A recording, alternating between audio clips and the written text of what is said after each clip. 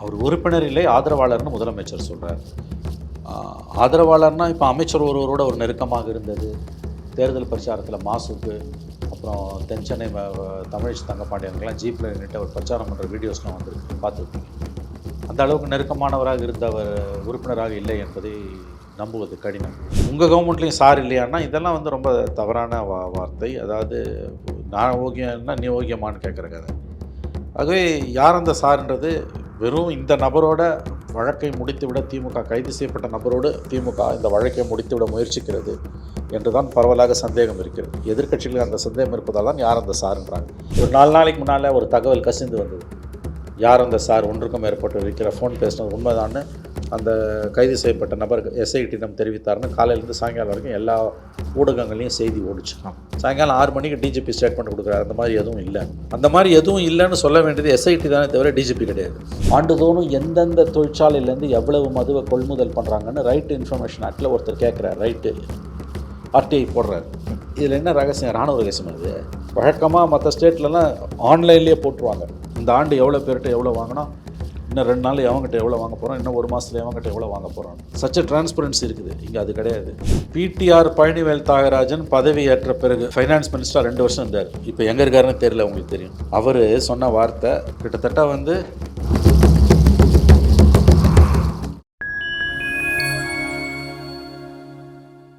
Fine time voice நேயர்களுக்கு வணக்கம். நான் உங்கள் சங்கிமுகன். நம்ம சிறப்பு நிகழ்ச்சியில் நம்மோடு இணைந்திருக்கிறார் மதிப்பிற்குரிய மூத்த பத்திரிகையாளர் திரு மணி அவர்கள். வணக்கம் சார்.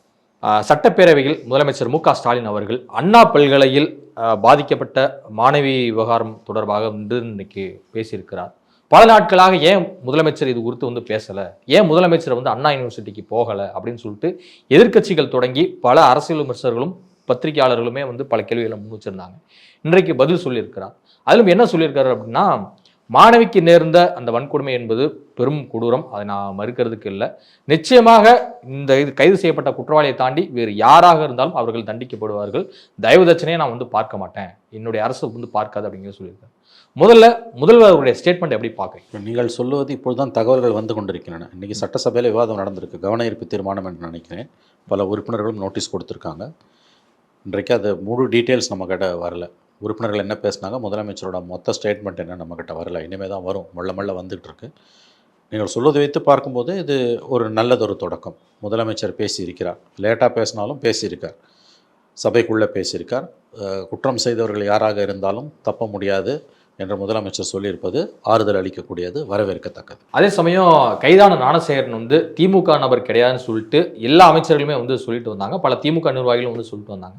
ஆனால் இன்றைக்கு முதலமைச்சர் சட்டப்பேரவையில் பேசும்போது என்ன சொல்றாரு அப்படின்னா, கைதான ஞானசேகரன் திமுக உறுப்பினர் அல்ல, ஆனால் திமுக ஆதரவாளர் அப்படிங்கிறது கூப்பிட்டுருக்காரு. அப்போ திமுக ஆதரவாளர் அப்படிங்கிற ஒரு வட்டம் வரும்போது இதை நம்ம எப்படி புரிஞ்சுக்கிறது? இல்லை, அதுதான் அது ஃபுல்லாக நமக்கு சீஃப் மினிஸ்டரோட ஸ்டேட்மெண்ட் டீட்டெயில்ஸ் வரல. அது தெரியாமல் நான் பேச முடியாது. முழு தகவல்கள் வேணும். ஏன்னா இப்போ தான் வந்துட்டு இருக்குது. காலையில் பேப்பர்ஸை பார்க்கணும். வெறும் வாட்ஸ்அப்பில் வரதை வச்சு நம்ம பேச முடியாது. அவர் உறுப்பினர் இல்லை, ஆதரவாளர்னு முதலமைச்சர் சொல்கிறார். ஆதரவாளர்னால் இப்போ அமைச்சர் ஒருவரோட ஒரு நெருக்கமாக இருந்தது. தேர்தல் பிரச்சாரத்தில் மாசுக்கு, அப்புறம் தென்சென்னை தமிழிசை தங்கப்பாண்டியனுக்கெல்லாம் ஜீப்பில் நின்றுட்டு அவர் பிரச்சாரம் பண்ணுற வீடியோஸ்லாம் வந்திருக்கு, பார்த்துருப்பீங்க. அந்த அளவுக்கு நெருக்கமானவராக இருந்தவர் உறுப்பினராக இல்லை என்பதை நம்புவது கடினம். அவங்க உறுப்பினர் இல்லைன்னு அவங்க சொன்னாங்கன்னா அதை எதிர்த்து நிரூபிக்க முடியாது. நம்மக்கிட்ட ஆவணங்களே கிடையாது. ஏன்னா யார் உறுப்பினர் லிஸ்ட்டும் அவங்கக்கிட்ட தான் இருக்கும், பொதுவெளியில் இருக்காது. இப்போ ஓட்டர் லிஸ்ட்டு மாதிரி, வாக்காளர் அட்டை மாதிரி பொதுவெளியில் ஒரு கட்சியோட உறுப்பினர் பட்டியல் இருக்காது. அது கட்சியோட தனி உரிமை. அவனை உறுப்பினர் நீக்கிட்டு அவன் எங்கள் கட்சியில் உறுப்பினரே கிடையாதுன்னு சொன்னால் நம்ம அதை ஏற்றுக்கிட்டு தான் அவனை நிரூபிக்க முடியாது. அன்லெஸ் அவனோட உறுப்பினர் அட்டை வேறு யாராவது ஃபோட்டோ எடுத்து காமிச்சாங்களா ஒழிய. அந்த நபர் திமுக உறுப்பினர் இல்லை, ஆனால் ஆதரவாளர்னு முதலமைச்சர் சொல்கிறார். ஆதரவாளர்னால் எந்த அளவுக்கு அவர் ஆதரவாளர்? பிரச்சாரம் செய்யக்கூடிய அளவுக்கு ஆதரவாளர்னால் அது உறுப்பினரை தாண்டி போகுது. அமைச்சர் அவர் வீட்டில் போய் உணவு இருந்துறாருன்னா அது சாதாரண உறுப்பினர் வீட்டில் போய் அமைச்சர் உணவு இருந்த மாட்டார். ஆதரவாளர் அப்படிங்கிறத தாண்டி தாண்டின விஷயம் அது. அதையும் தாண்டின விஷயம். ரெண்டாவது, அவன் பிரச்சாரம் பண்ணியிருக்கான். ஜீப்பில் தமிழிச்சி பாண்டிய, மாசு 3 பேர் நிற்கிறாங்க. நடுப்புற தமிழிச்சி பாண்டியனோட இடது பக்கத்தில் மாசு, வலது பக்கத்தில் இவன் நிற்கிறான். இந்த கைது செய்யப்பட்ட எம்பி தேர்தல் ஞானசேகரன் நிற்கிறான் எம்பி தேர்தலில். இப்போ அவ்வளோ தூரம் செல்வாக்குள்ளவனாக இருந்திருக்கான். ஆகவே இது கைதான யாராக இருந்தாலும் தப்ப முடியாதுன்னு முதலமைச்சர் சொல்வது வரவேற்கத்தக்கது. ஆனால் அவன் உறுப்பினர் கிடையாது, கட்சியோட ஆதரவாளர் என்று சொல்வது வந்து அதை நாம் வந்து ஆங்கிலத்தில் சொல்லுவாங்க we have to take it with a pinch of salt. அதை வந்து அந்த மாதிரி தான் நம்ம எடுத்துக்கணும். நாம் ஒரு சந்தேக பார்வையுடன் தான் அந்த ஸ்டேட்மெண்ட்டை எடுத்துக்கொள்ள வேண்டும். யாராக இருந்தாலும் தப்ப முடியாத நடவடிக்கை எடுப்போம்னு முதலமைச்சர் சொல்வது ஆறுதல் அளிக்கக்கூடியது என்று தான் நான் பார்க்கிறேன். பெண்களுக்கு எதிராக ஆட்சி நடத்திய சாறுகள் தான் அதிமுக ஆட்சி அப்படிங்கிற ஒரு விமர்சனத்தை முன் வச்சிருக்காரு முதலமைச்சர் மு.க. ஸ்டாலின். அது மட்டும் இல்லாமல் யார் இந்த சார் அப்படின்னு சொல்லி அதிமுக உறுப்பினர்கள் எல்லோருமே வந்து பேட்ஜ்லாம் அனுப்பிச்சிட்டு சட்டசபைக்கு வந்து போயிருந்தாங்க. இதற்கு பதிலடி கொடுக்கும் வகையில் முதல்வர் வந்து பேசியிருக்காரு. அது மட்டும் இல்லாமல் அதிமுக ஆட்சியில் 100க்கும் மேற்பட்ட சாறுகள் வந்து நானும் பதில் கேள்வியெல்லாம் வைக்க முடியும், நான் வந்து போக விரும்பலை அப்படிங்கிறது சொல்கிறார். அப்போ இது எதை காட்டுகிறது? இது நார்மலைஸ் பண்ணுறது. உங்கள் ஆட்சியில் நடக்கலையா, எங்கள் ஆட்சி நடக்கலையா, தூத்து மேமேன்றது உங்கள் ஆட்சியில் இப்போ நடக்குது. அதிமுக ஆட்சியில் என்ன நடந்துன்னு இன்றைக்கி பேச வேண்டிய அவசியமே கிடையாது.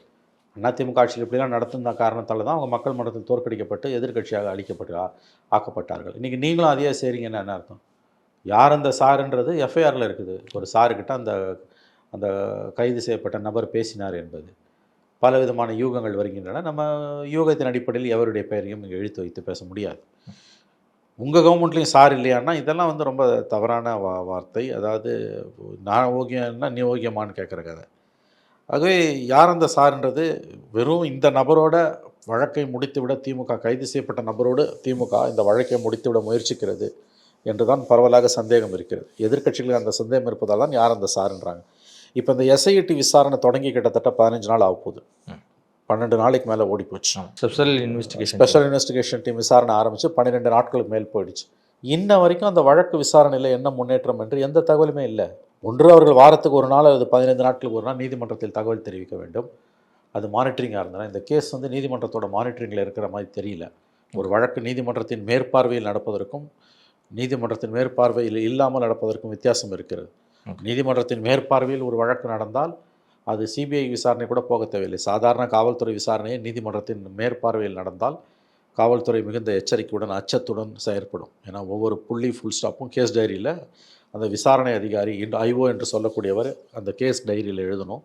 ஒரு வாரத்துக்கு ஒரு நாள் 10 நாள் அல்லது 2 வாரத்துக்கு ஒரு நாள் நீதிமன்றத்தின் மேற்பார்வைக்கு அந்த டைரி போகும். அந்த இது வரைக்கும் என்ன பண்ணியிருக்கீங்க அந்த ரெக்கார்ட். ஆமாம், இப்போ கடந்த 1ஆம் தேதி கொடுத்துருக்காங்க, கடந்த 26ஆம் தேதி கொடுத்துருக்காங்க. இன்றைக்கி வந்து 8ஆம் தேதினா 26லேருந்து 7ஆம் தேதி வரைக்கும் நீ என்ன பண்ணன்றது அந்த டைரியில் இருக்கும். அதில் பொய் இருந்தால் மாட்டிக்கும். ஏன்னா அதில் 31ஆம் தேதி ஒரு குறிப்பும் 3ஆம் தேதி ஒரு குறிப்பு முன்னுக்கு பின் இருந்தால் துட்டு வாங்கிட்டு ஏமாத்துறானுங்க போலீஸ்காரனுங்கன்னு தெரிஞ்சும். அதனால தான் வந்து கோர்ட் மானிட்டர்டு இன்வெஸ்டிகேஷன் வேணும்னு கேட்குறது. இவங்க சிறப்பு இன்வெஸ்டிகேஷன் சிறப்பு புலனாய்வு குழு போட்டாங்களே ஒழிய இவர்கள் கோர்ட் மானிட்டரிங்கை கேட்கலன்னு நினைக்கிறேன் நான். கோர்ட் மானிட்டரிங் இருக்க மாதிரி தெரியல. ஆக இதில் முதலமைச்சர் அவர்கள் சட்டமன்றத்தில் பேசியிருப்பது இது. அப்புறம் வந்து ஒரு 4 நாளைக்கு முன்னால் ஒரு தகவல் கசிந்து வந்தது. யார் அந்த சார் 1க்கும் மேற்பட்டு இருக்கிற ஃபோன் பேசினது உண்மைதான்னு அந்த கைது செய்யப்பட்ட நபர் எஸ்ஐடிடம் தெரிவித்தார்னு காலையிலேருந்து சாயங்காலம் வரைக்கும் எல்லா ஊடகங்கள்லையும் செய்தி ஓடிச்சு. சாயங்காலம் 6 மணிக்கு டிஜிபி ஸ்டேட்மெண்ட் கொடுக்குறாரு. அந்த மாதிரி எதுவும் இல்லை. அந்த மாதிரி எதுவும் இல்லைன்னு சொல்ல வேண்டியது எஸ்ஐடி தானே தவிர டிஜிபி கிடையாது. அங்கேயே முரண்பாடு வருது. ஆகவே முழு விவரங்களை வெளியிடணும். கோர்ட்டுக்கு சொல்லணுமா வெளியில் சொல்லணுமான்னு தெரியல. நான் கேட்குறது இது கோர்ட் மானிட்டர்டு இன்வெஸ்டிகேஷன் எனக்கு தெரிஞ்சு இல்லை. சப்ஜெக்ட் டு கரெக்ஷன், தவறாக இருந்தால் தெரிவித்துக்கொள்ள தயார். கோர்ட் மானிட்டர்டு இன்வெஸ்டிகேஷன் இல்லைன்னா ஆளும் கட்சியோட இன்ஃப்ளூயன்ஸ் இருப்பதற்கான வாய்ப்புகள் அதிகம் என்பது தான் கடந்த கால வரலாறு. அப்போ உங்களுக்கு இந்த மாதிரியான விஷயங்களில் மக்களோட நம்பிக்கை பரிபூர்ணமாக இந்த எஸ்ஐடி மேலே வேணும்னா இந்த வழக்கு விசாரணையை சென்னை உயர்நீதிமன்றம் எந்த பெஞ்ச் ஆர்டர் பண்ணுச்சோ, justice Subramaniam and another judge bench, அவர்கள் இதை மானிட்டர் பண்ணணும். அப்போ தான் மக்களுக்கு நம்பிக்கை வரும். ஆனால் அதுக்கு என்ன ப்ரொசீஜர்னு எனக்கு தெரியல. பெட்டிஷனர்ஸாக இருக்கக்கூடியவங்க பாட்டாளி மக்கள் கட்சி மாதிரி இருக்கவங்க அந்த கோர்ட்டை அப்ரோச் பண்ண வேண்டும் என்று கேள்விப்பட்டேன். அவர்களும் அப்ரோச் பண்ண இருப்பதாக தகவல்கள் வருகின்றன.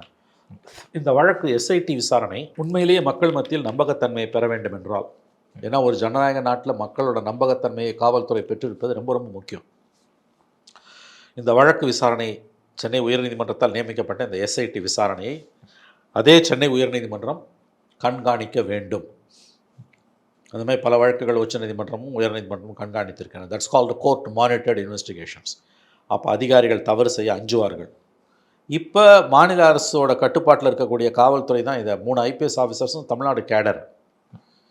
ஆகவே இதில் ஆளும் கட்சியை சார்ந்த ஒருவன் ஈடுபட்டிருக்கிறான் என்று பரவலாமல் நம்பப்படும் இது நேரத்தில் ஆனால் எங்கள் கட்சியில் இல்லை, கட்சியோட தொடர்பில் இருந்தால் முதலமைச்சரே சொல்கிறார். எந்த லெவலில் தொடர்பில் இருந்தான்றது முக்கியம். தெருவில் போகிறவனோடையோ ஒரு வட்ட செயலாளரோடையோ சாதாரண உறுப்பினரோடையோ தொடர்பில் இருந்தால் அது யாருமே பேச போகிறதில்ல. அவன் பிரச்சாரம் பண்ணியிருக்கான், அவங்க கேண்டிடேட்டுக்கு, உங்கள் எம்எல்ஏக்கும் எம்பிக்கும் பிரச்சாரம் பண்ணியிருக்கான். தமிழச்சி தங்கப்பாண்டியனுக்கும் மாசுக்கும் அவன் பிரச்சாரம் பண்ணியிருக்கான். அவன் ஒரு மந்திரியோடு உட்காந்து சாப்பிட்ருக்கான், மந்திரி அவனோட சாப்பிட்ருக்காரு. இவ்வளோ தூரம் இருக்கும்போது இந்த வழக்கு விசாரணை நேர்மையாக நடக்குமா என்ற சந்தேகம் பலருக்கும் இருப்பது இயற்கையானது. இந்த சந்தேகத்தை ஒரு ஸ்ட்ரோக் ஸ்டாலின் நினச்சா நியமிச்சு திரும்ப இது பண்ணிடலாம், நீக்கிடலாம். கோர்ட் மானிட்டர் பண்ணட்டும், டிஜிபி கூட தலையிடக்கூடாது. இந்த ஸ்பெஷல் இன்வெஸ்டிகேஷன் டீம் கோர்ட்டுக்கு மட்டும்தான் பதில் சொல்லணும். அப்படி ஒரு உத்தரவை தமிழக அரசை பிறப்பித்தால் இந்த அரசின் மீது, காவல்துறை மீது மக்களுக்கு நம்பிக்கை வரும். அது இல்லாத பட்சத்தில் இந்த வழக்கு விசாரணையின் மீதான எஸ்ஐடி மீதான சந்தேக பார்வை மேலும் மேலும் வலுப்பெருமை ஒழிய அது குறையாது. ஏன்னா இன்றைக்கி விசாரணை நடந்து 12 நாள் ஆகுது. கணத்தில் போட்ட கல்லாக இருக்குது.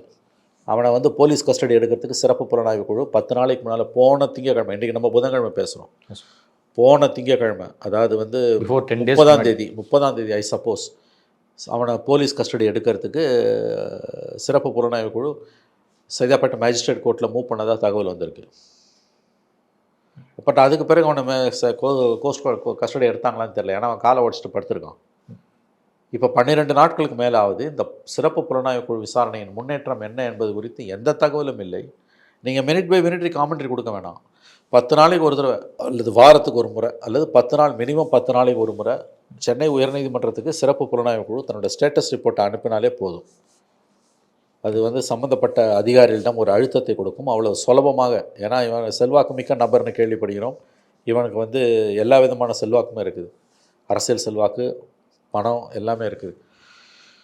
இந்த நபர் தான் குற்றவாளி, ஒரே குற்றவாளின்னு இப்போதைக்கு சொல்கிறாங்க. அதுக்கு மேற்பட்ட குற்றவாளிகள் இருக்காங்களா இல்லையான்னு எஸ்ஐடி தான் சொல்லணும். ஆனால் இந்த விசாரணை மீது மக்களுக்கு நம்பிக்கை வரணும்னா கண்டிப்பாக இந்த வழக்கு விசாரணையை சென்னை உயர்நீதிமன்றம் மேற்பார்வையிட வேண்டும். The Madras high court should monitor the investigations. தொடர் கண்காணிப்பில் இருக்கணும், சரியான வார்த்தை. அப்போ தான் வந்து இத்தகைய கயவர்களுக்கு ஒரு பயம் வரும். சமீபத்தில் ஜூவியில் ஒரு கட்டுரை வந்து ரொம்ப இன்ட்ரெஸ்டிங்கான ஒரு கட்டுரை வந்து எழுதியிருந்தாங்க. என்ன அப்படின்னா, பில்லிங் மிஷன் ஹாலோகிராம் ரெண்ட் அப்படின்னு சொல்லிட்டு ஒரு டைட்டிலில் வந்து எழுதியிருக்காங்க. டாஸ்மாக் தில்லுமுல்லுன்னு சொல்லி எழுதியிருக்காங்க. இதை முழுமையாக நம்ம படிக்கும்போது 12,000 பில்லிங் மிஷின் வாங்கியிருக்காங்க. அதில் 294.37 கோடி ரூபாய் மதிப்புள்ள அந்த மிஷினில் வாங்கப்பட்டிருக்கு. ஆனால் திட்டமிட்டு ஏதோ ஒரு டெண்டர் வந்து மறைக்கப்பட்டிருக்கு அப்படின்னு சொல்லிட்டு எல்லாமே ஒரு டீட்டெயிலாக கொடுத்துருக்காங்க. டாஸ்மாக் வந்து ஏன் தொடர்ந்து சர்ச்சைக்குள்ளாயிட்டே இருக்கு? நல்ல கேள்வி. இந்தியாவில் வேறு எந்த மாநிலத்திலுமே அங்கே மதுவை விற்பனை செய்வதற்காக இருக்கக்கூடிய இந்த அமைப்புகள் ஒவ்வொரு மாநிலத்திலும் ஒவ்வொரு பெயர் உண்டு. இவ்வளவு சிக்கலில் மாட்டினது கிடையாது. ஏன்னா இங்கே மது விற்பனை என்பதே ஒரு டிரான்ஸ்பரண்ட்டாக நடக்கலை. ஏன்னு கேட்டிங்கன்னா, இந்த மதுபான ஆலைகள், டாஸ்மாக்கு சப்ளை செய்யக்கூடிய ஆலைகள் ஒரு 10-12 ஆலைகள் இருக்கிறாங்க. அதில் அதிமுக கட்சிக்காரனும் இருக்கான், திமுக கட்சிக்காரனும் இருக்கான், முக்கியஸ்தர்கள் பலரும் இருக்காங்க. ஆனால் 2 பேருமே வந்து மதுவை ஒழிப்போம்னு சொல்லி தொடர்ந்து சொல்லுவாங்க. ஆனால் அவங்க ஆளுங்க தான் வந்து சாராய ஆலையை நடத்துவாங்க. நீங்கள் ஒன்றும் இல்லைங்க, மிடாஸ் தமிழ்நாடு இந்த லிக்கர் கார்பரேஷன் ஆண்டுதோறும் எந்தெந்த தொழிற்சாலையிலேருந்து எவ்வளவு மதுவை கொள்முதல் பண்ணுறாங்கன்னு ரைட் இன்ஃபர்மேஷன் ஆக்டில் ஒருத்தர் கேட்குறாரு, ரைட்டு ஆர்டிஐ போடுறாரு. இதில் என்ன ரகசியம்? ராணுவ ரகசியம். அது வழக்கமாக மற்ற ஸ்டேட்லலாம் ஆன்லைன்லேயே போட்டுருவாங்க. இந்த ஆண்டு எவ்வளோ பேர்கிட்ட எவ்வளோ வாங்கினோம், இன்னும் 2 நாள் எவங்ககிட்ட எவ்வளோ வாங்க போகிறோம், இன்னும் 1 மாதத்துல எவங்ககிட்ட எவ்வளோ வாங்க போகிறோம். சச்ச டிரான்ஸ்பரன்சி இருக்குது. இங்கே அது கிடையாது. ஆர்டிஐயில் போட்டால் பதில் சொல்ல மாட்டேன்றான். பதில் என்ன சொல்கிறான்? அப்பீலுக்கு போனால் இது வந்து அரசாங்கத்தோட ரகசிய தகவல், உங்களுக்கு நான் கொடுக்கணும். என்ன ரகசிய தகவல்? இராணுவம் போலீஸுனா ரகசிய தகவல்.